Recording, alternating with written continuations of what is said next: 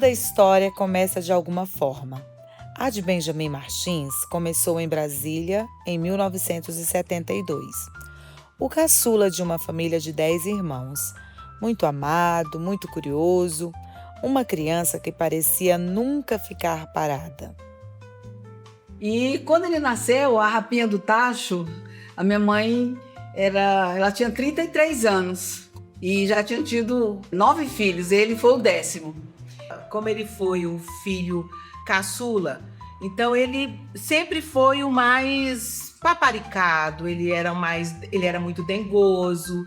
Eu me lembro muito bem da alegria que foi quando ele chegou.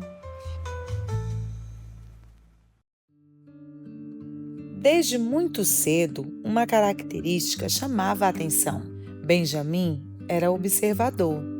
Tentava entender como tudo funcionava e foi na igreja que aquela curiosidade encontrou um propósito.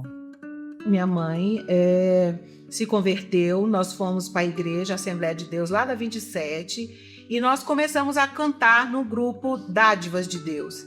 E Benjamin ia nesses ensaios, e nessa época que a gente percebia que ele gostava muito de música. Ele sentava bem pertinho da bateria. Eu chegava em casa, reclamava para ele que era para não sentar muito perto. Ah, mas eu gosto, mãe, eu gosto muito. Quando chegava em casa, ele pegava as panelas da minha mãe, tampa de panela, botava na cama e tocava bateria. Ficava tocando bateria lá e cantando. Pegava a tábua de madeira e fazia aqueles violão. Aí tocava. Saiu uma música bonita mesmo, né?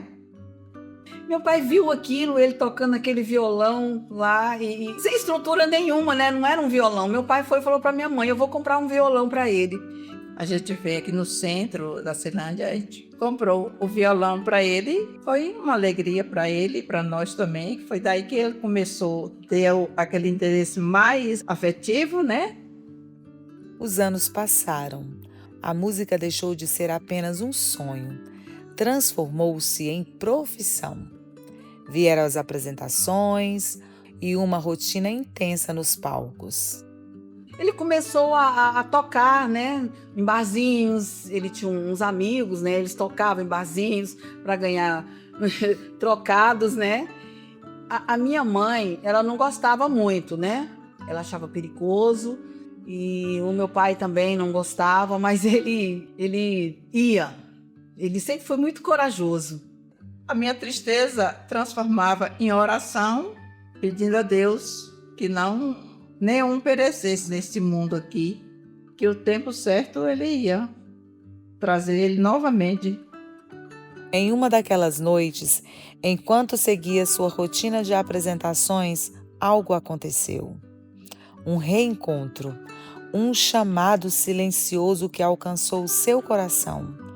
E daquele momento em diante, ele compreendeu que o talento que havia recebido poderia servir a algum propósito muito maior. Deus fez ele se transformar de dentro para fora. Ele começou a usar o dom que Deus deu para ele para fazer o bem, não só para ele, mas para outras pessoas também que querem louvar a Deus por meio da música. Os anos trouxeram novos desafios. O casamento, os filhos, o ministério. Em 2008, né, ele morava no Rio de Janeiro.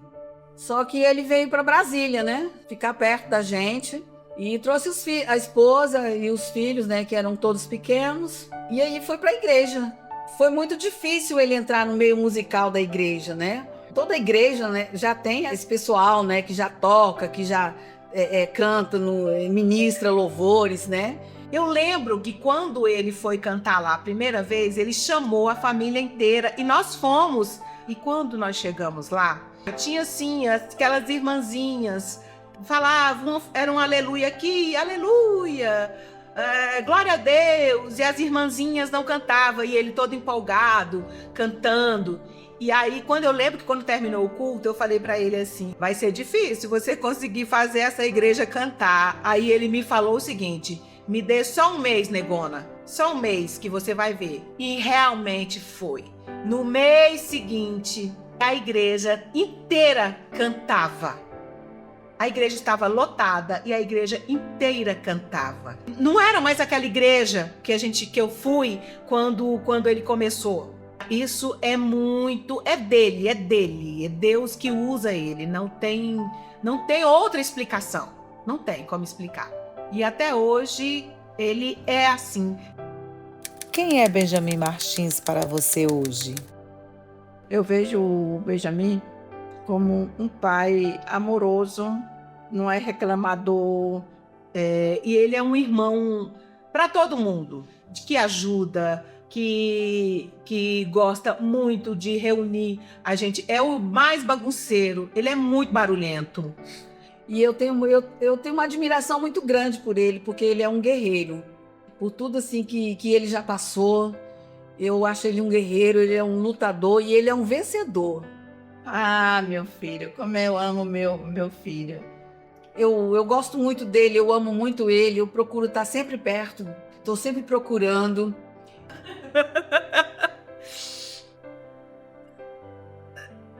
Eu amo como um filho. Eu, apesar de morar longe, a gente se fala muito, a gente conversa muito sobre todos os problemas. Amo demais, meu irmão. Deus te abençoe.